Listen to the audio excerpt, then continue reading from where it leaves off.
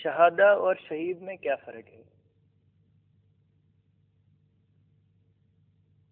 شہادت پانے والے کو شہید کہتے ہیں. فرق تو یہ ہوا شہادت کے معنی ہے، شہادت کے معنی ہے گواہی، اور شہید گواہی دینے والا یا خود گواہ شہید کے معنی ہے.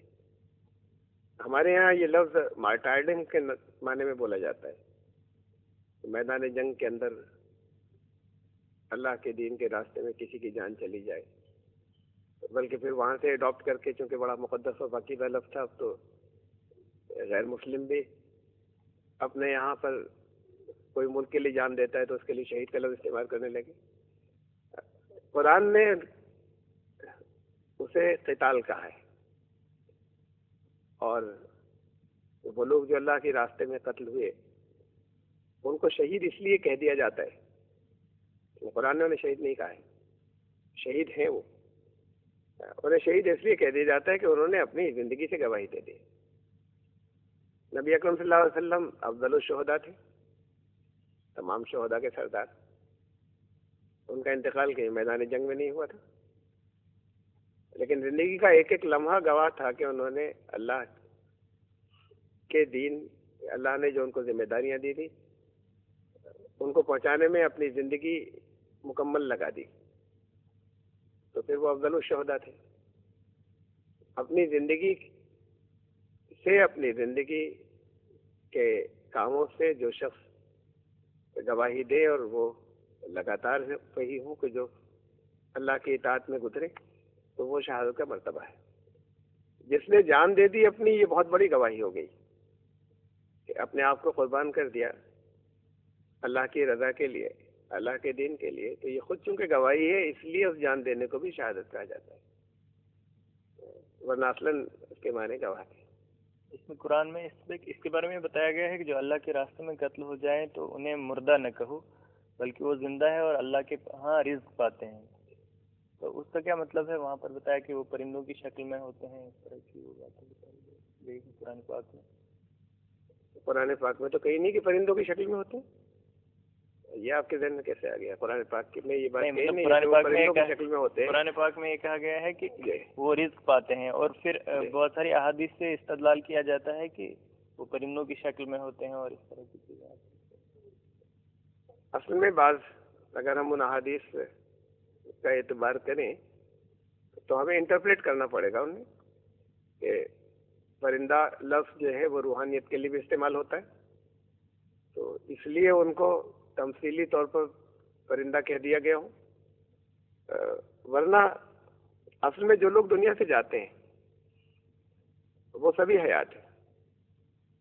لفظ موت کا مطلب خاتمہ نہیں ہے. ایک زندگی سے دوسری زندگی میں منتقل ہونے کو موت کہتے ہیں. زندگی تو ایک تسلسل ہے،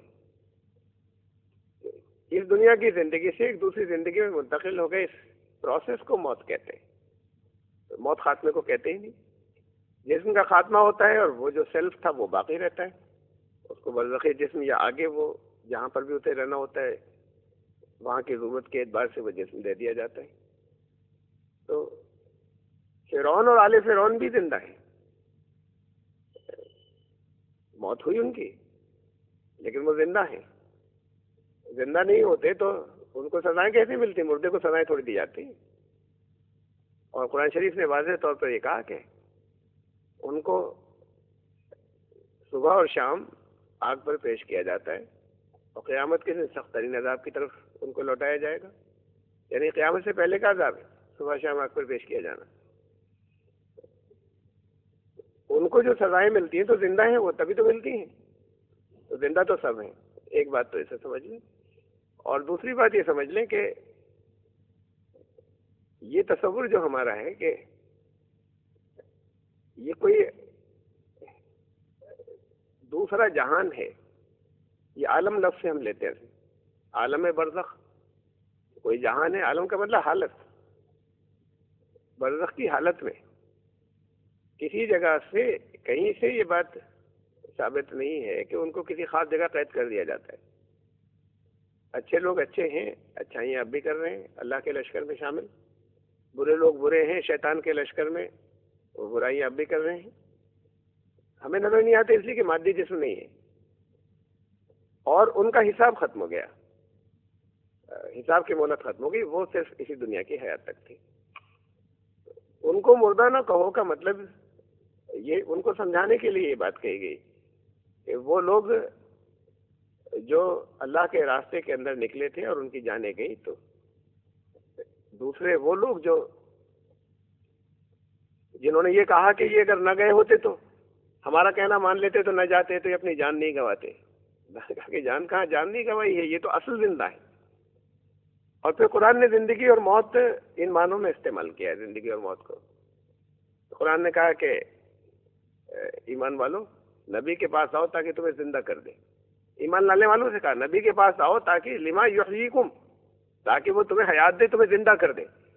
تو بہت کثرت سے قرآن شریف نے زندگی اور موت اس معنی میں استعمال کیا ہے کہ اصل زندگی تو وہ ہے جو اللہ کی رضا کے مطابق گزرے، اور پھر وہ ہے جس زندگی پہ وہ خود بھی خوش ہو اور مطمئن ہو، اور وہ جس کے اندر سسکتے رہیں اور مر کر جیتے رہیں، وہ موت سے بھی بدتر ہے. تو اسے موت سے تعبیر کیا قرآن نے بہت سی جگہوں پر، تاکہ انہیں مردہ نہ کہو، یہ تو اصل یعنی ویسے تو زندہ، جسے ہم اگر یہ کہیں کہ وہ سزا پا رہے ہیں تو ظاہر ہے کہ زندہ ایک طرح کی حیات سے نکل کر دوسری حیات میں منتقل ہوئے اور سزا دی جا رہی ہے. لیکن اصل میں تو وہ جب یہاں پر تھے جب بھی مردہ تھے. قرآن نے جگہ جگہ کہا کہ یہاں بھی زندہ نہیں تھے وہ، اور یہاں سے نکل کر جانے کے بعد بھی زندہ نہیں ہے. یہ وہ ہے کہ جو یہاں پر زندہ تھے وہ انہیں مردہ مت کہنا، یہ تو اصل زندگی کے اندر ہے. اس حیثیت سے یہ سمجھایا ان کو منافقین. جزاک اللہ خیر. اس کے ساتھ میں ہی ایک سوال ہے جو اس سوال کے ساتھ تعلق رکھتا ہے کہ برزخ کیا چیز ہے؟ برزخ کے معنی ہے آڑ یا پردہ، اور اگر پردے کے پیچھے آپ جھانکنے لگ جائیں تو پھر پردہ ہی نہیں بچے گا، تو پھر وہ برزخ بچے گی نہیں. اگر اس کی تفصیلات آپ کو سب معلوم ہو جائیں تو پھر وہ برزخ ہے ہی نہیں. میں یہاں بیٹھ کر لوگوں کو بتا دوں اور باقی لوگ دوسروں کو بتا دیں، یہ مقصد یہ نہیں کہ مجھے معلوم ہے، بلکہ وہ تو سب سے آڑ میں ہے. وہ برزخ اس دنیا سے گزرنے کے بعد، یہاں کی موت کے بعد، یہاں کی زندگی ختم ہو گئی، دوسری حیات میں منتقل ہوئے.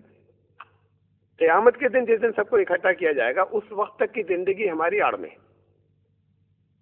قیامت کے دن سارے لوگ اکٹھے ہوں گے ایک ساتھ، تو کسی کی زندگی ایک دوسرے سے آڑ میں نہیں ہوگی. یہاں دنیا میں جتنے لوگ موجود ہیں ان کی زندگیاں ایک دوسرے سے آڑ میں نہیں ہیں. یہ جو درمیان کا حصہ ہے ان کی زندگی ایک پردے اور آڑ میں ہو گئی ان سے جن کے مادی جسم میں. تو اس لیے اسے برزخ کہتے ہیں. اس میں عالم برزخ کے متعلق جو کچھ بھی کہا گیا وہ سب کا سب تمثیلی ہے، اس لیے کہ انسان نے جس چیز کا تجربہ نہیں کیا اسے سمجھائی نہیں جا سکتی، مثالوں سے سمجھائی جاتی. اصل کیفیت کیا ہے اس اصل کیفیت کو بھی نہیں جان سکتے ہم جو کچھ برزخ کے بارے میں کہا گیا.